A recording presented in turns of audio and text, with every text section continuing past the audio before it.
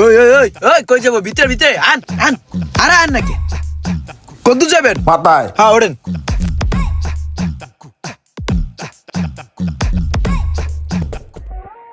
হ্যাঁ বলিস না, রাখ। হ্যাঁ যাস তো তুই। হ্যাঁ যে বেড়াকে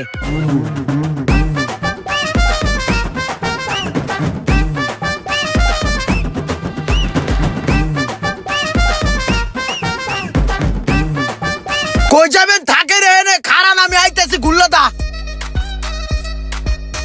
প্রাইভেট কার যাইতে নামার আগে আর হয়ে আইছে আমার আগে যাইবো। দেখ কেমনে বইরা দেই। ভাই যে সিরাজের সামনে আইসা পড়ছি, নামেন। ঠিক আছে ভাই।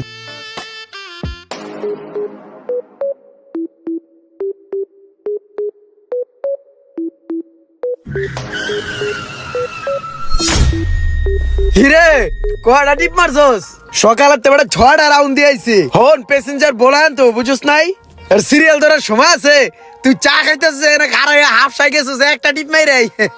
ওই কই যাইবো? না না, ঠিক আছে।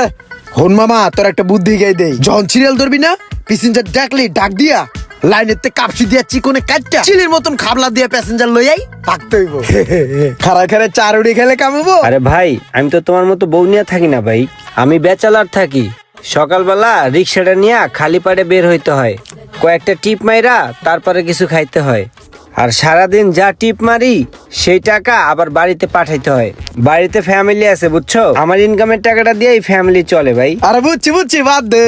ব্যাচালার আছে সেইটি তোর চেহারা অবস্থা এমন। আর যদি আমার মতন বিয়া শাদী করে ফ্যামিলি লয়ে থাকতি তাহলে তো তোরা খুঁজেই পাওয়া যেত না।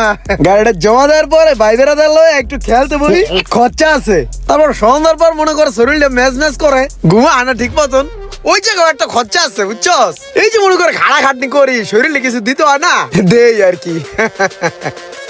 তুই থাক, কালকে খেলায় হারছি বুঝছস। আমার 2000 টাকা ইনকাম করতে হবে আজকে। কয়েকটা টিপ মেরাই, তুই চা খা দেই সর।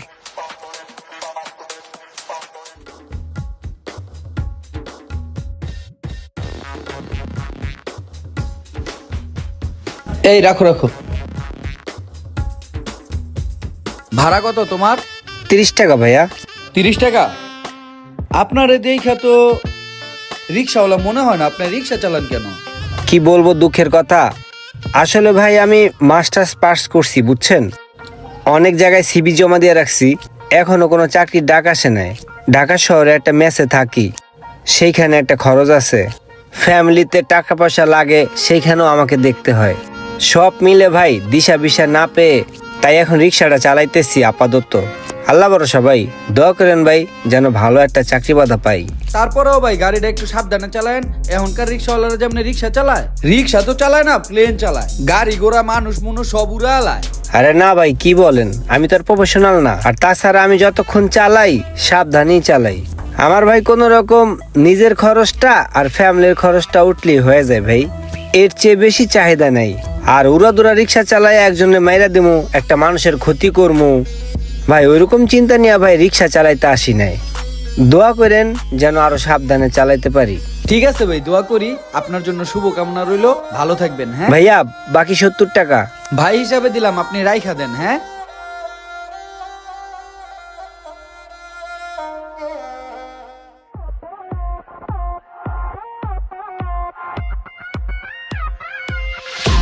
এই মামা, তুমি এইভাবে বাউলা বাউলি করতেছ, গাড়ি চালানো আগে কিছু খায়া উঠছো নাকি? হ্যাঁ খাই না, না খালি চালাম কেমনে? শক্তির দরকার আছে ব্রো, শরীরের মধ্যে রিল্যাক্স দরকার আছে। রিল্যাক্স আইছে এখন সেইভাবে চালাইতেছি। ওই মামা তুমি রাস্তাটার দিকে একটু চায়া চালাও না, দেখকে তোমার ভয় লাগতেছে কখন রিস্কাটা উল্টে যায়।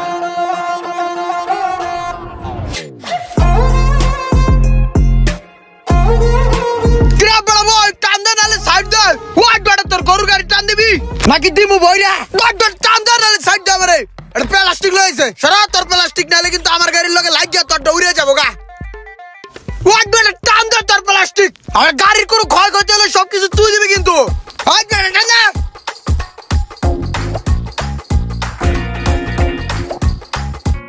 আরে উল্টে গেছে তোর। আরে পোলাটার উড়া। আরে